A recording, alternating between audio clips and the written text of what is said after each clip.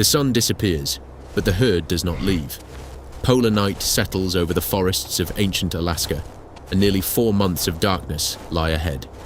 The young duck-billed dinosaurs are still too small for a long journey. The adults move behind them, stepping heavily across the frozen ground. Wind drives fine snow between the conifer trunks.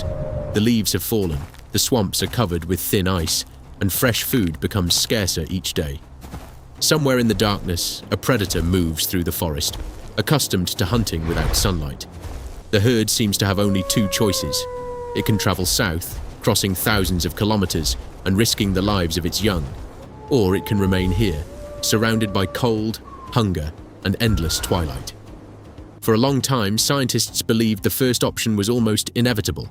Large dinosaurs were thought to be seasonal visitors to the Arctic, but tiny bones discovered in northern Alaska changed the entire picture. They showed that many dinosaurs did not escape the winter. They were born here, grew here, and probably faced the darkness every year. Around 72 million years ago, Alaska looked very different. The northern part of the continent lay between approximately 80 and 85 degrees of ancient latitude.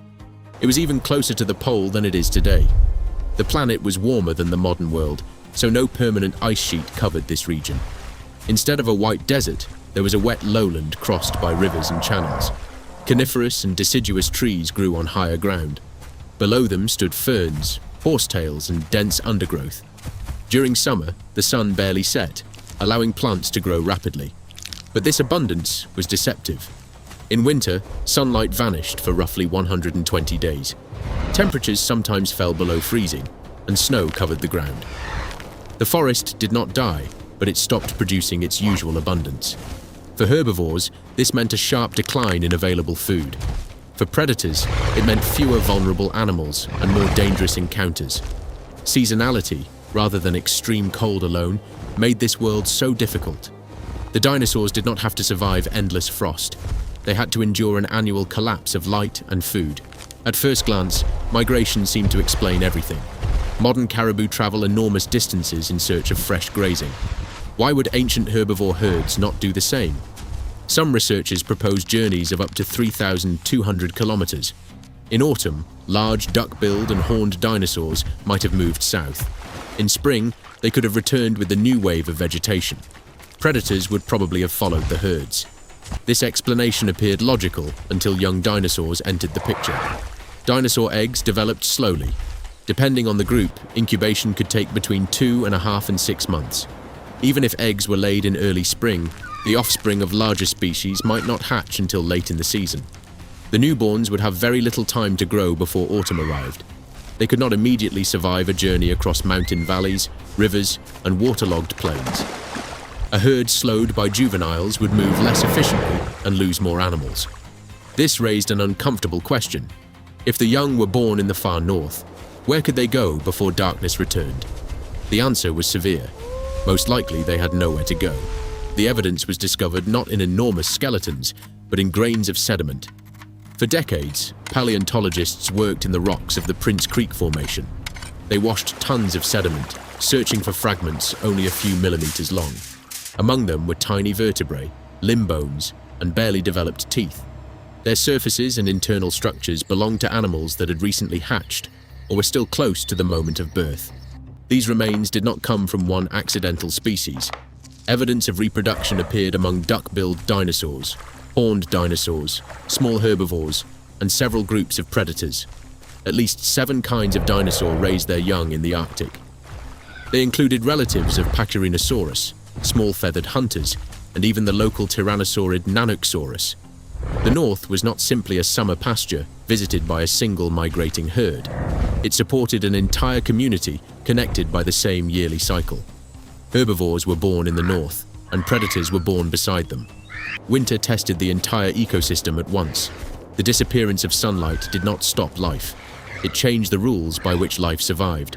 Now, return to our herd. Summer has ended, and the young animals have grown. Yet they remain vulnerable. The days become darker until daylight almost disappears.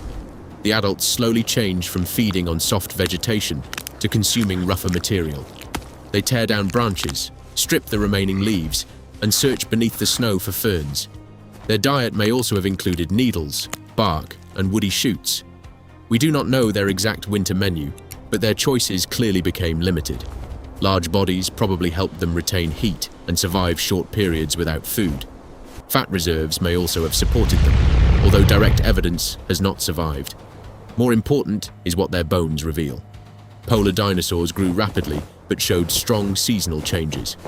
During favorable months, the young had to gain size as quickly as possible. In winter, their growth slowed, as though their bodies entered an energy-saving mode. This was probably not deep hibernation, in which an entire giant herd became motionless. Life continued, but at a slower and more careful pace. The dinosaurs traveled less, searched longer for food, and conserved energy. Their greatest defense was not raw strength. It was a yearly rhythm precisely adjusted to the Arctic seasons. But behavior alone could not defeat the cold. A typical modern lizard would quickly lose activity in such darkness. Polar dinosaurs, however, continued walking, feeding, and reproducing. This suggests a physiology very different from the old image of sluggish, cold-blooded reptiles. Many dinosaurs probably produced significant heat inside their own bodies. Their metabolism may have resembled that of birds, although it was not identical across every group. Small predators may have received additional insulation from feathers. Among large duck-billed dinosaurs, direct evidence of winter insulation has not yet been found. Covering every polar dinosaur in dense feathers would create an attractive reconstruction, but not a proven one. The presence of newborns provides stronger evidence than any artistic image. Young animals lose heat quickly and tolerate hunger poorly. If they survived an Arctic winter, the adults were even better equipped to endure it. The herd may have selected sheltered areas of forest, remained close to reliable feeding grounds, and reduced the distance of its daily movements. We cannot observe these behaviors directly, but we can see their result. Young dinosaurs survived long enough to reach the next season of growth. Darkness also created opportunities for hunters. Nanuqsaurus was not a giant on the scale of the largest Tyrannosaurus, but it remained a powerful predator. In a dim forest, it did not need extreme speed across open ground. It only needed to follow the herd and wait for a weakened animal. Smaller hunters with sharp hearing and sensitive vision may have been even more dangerous. Some predator teeth found in the Prince Creek Formation are unusually large compared with related species farther south. This does not prove specialized nocturnal hunting, but it shows that Arctic predators were developing along their own evolutionary path. For the herd, winter became a double test. A shortage of food weakened the young, while slow movement made pursuit easier. One juvenile falls behind near a frozen channel. The adults cannot stop throughout the long night, but abandoning it is also dangerous. Natural selection worked this way every winter. Survival did not belong only to the largest animals. It belonged to those whose growth rate, behavior, and metabolism matched the brief Arctic summer. The North was creating its own dinosaurs, shaped for a world without sunlight. There is still no final answer to the question of migration. Some adult herds may have made seasonal journeys within the region. Others may have traveled farther south, but not for thousands of kilometers. Different species probably used different strategies. Yet the old image of every dinosaur fleeing the Arctic can no longer explain the evidence. Too many newborns belonged to too many different groups. Their eggs developed too slowly, and the summer was too short. The herd's choice at the beginning of this story was not really a choice between migration and wintering. For many of the young, no escape route existed. They had to face the darkness where they had been born, and they survived it. Polar dinosaurs reveal how misleading it is to imagine them as creatures restricted to one kind of climate.